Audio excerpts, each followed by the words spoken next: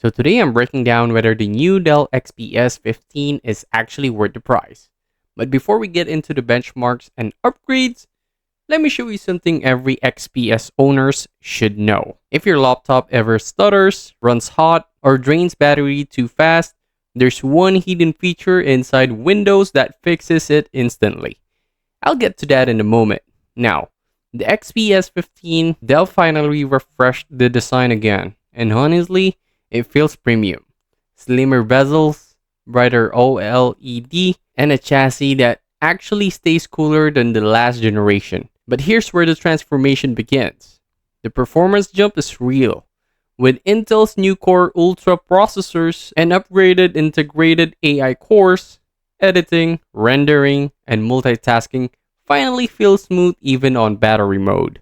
The speakers got louder, the keyboard feels softer, and the trackpad still invisible, but more responsive this year. Then there's the display. If you've ever used a Dell OLED panel, the moment you open a 4K video, the colors basically slap you in the face. This is easily one of the best screens on any Windows laptop right now. The hidden performance setting I mentioned earlier. First, go to Settings, System, Power, then you need to enable Best Performance. On XPS laptops, this setting stops aggressive power limiting and instantly boosts responsiveness. So, is the Dell XPS 15 worth the price?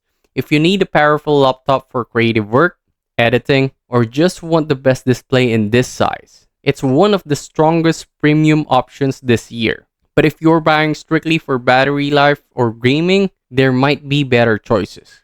If you want a beginner setup guide for the new XPS 15, drop a comment. And don't forget to like, subscribe for more simple US tech reviews.